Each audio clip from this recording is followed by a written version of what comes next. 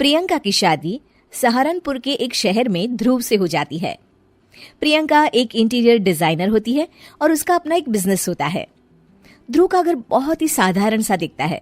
उनके घर में हर चीज पुरानी और घर के हिसाब से बिल्कुल अलग होती है।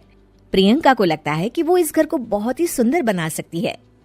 ध्रुव, ये घर बहुत ही पुराने तरीके से डेकोरेटेड है। अच्छा, मुझे तो नहीं लगता। कभी ध्यान दोगे तो लगेगा ना। ऐसा लगता है कि हम शहर में रहकर भी गांव में रहते हैं। अच्छा, तो इस दिवाली तुम्हारे मनपसंद कलर से पेंट करवा देंगे, ठीक है?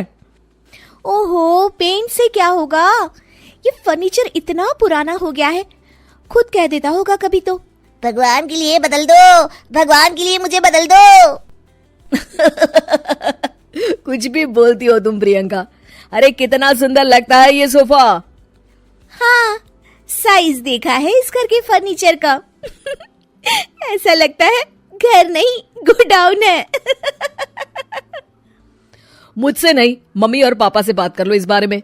ये सब उन्हीं की पसंद का आया है। हाँ, तभी तो इतना ओल्ड फैशन है।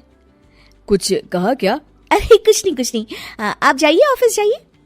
ध्रुव ऑफिस चला जाता है और प्रियंका अपनी सास से बात करने की सोचती है। मम्मी जी, मैं क्या सोच रही थी कि अगर हम इस संदूक को यहाँ से हटा दें तो काफी जगह बच जाएगी ना। हाँ, इसे हटा देंगे और सामान कहाँ रखेंगे? अपने सर पर?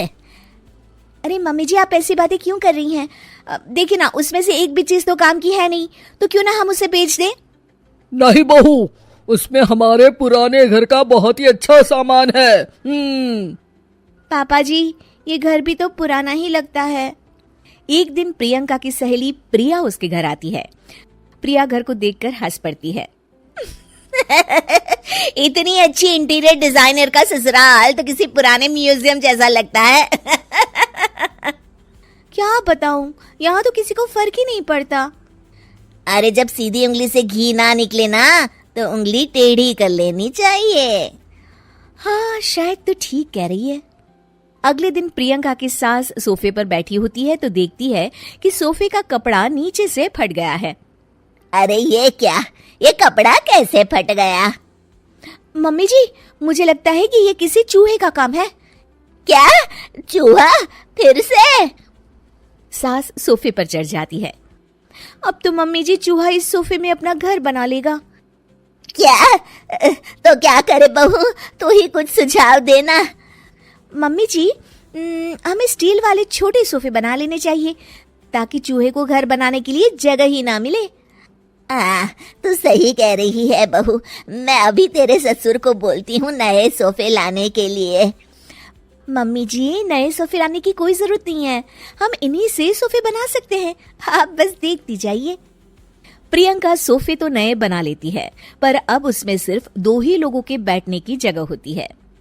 अरे ये क्या? इसमें तो बस 2 ही लोग बैठ सकते हैं। अरे बहू, तुझे तो पता ही है, हमारे घर कोई ना कोई आता ही रहता है।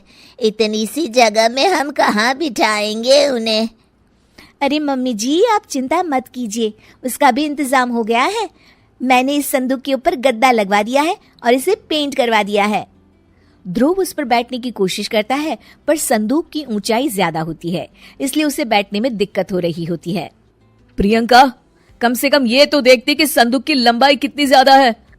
ये बैठने में बिल्कुल भी कंफर्टेबल नहीं है। अरे आप भी ना, ये आजकल ट्रेंड में है, आपको तो कुछ पता ही नहीं है। प्रियंका धीरे धीरे घर की पूरी काया पलट कर देती है। एक दिन प्रियंका के ससुर के कुछ दोस्त घर पर आते हैं। नमस्ते बेटा, कैसी हो तुम? जी मैं ठीक हूँ अंकल जी, आप कैसे हैं? आइए आइए, अंदर आइए। अरे घर तो बड़ा खाली खाली लग रहा है। कहीं घर तो खाली नहीं कर रहे ना आप लोग? अरे नहीं, ये तो हमारी बहू का कमाल है।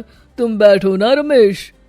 रमेश को संदूक दिखता है और वो उस पर बैठने की कोशिश करता है और पीछे तक ना होने के कारण जैसे ही वो पीछे होता है गिर जाता है।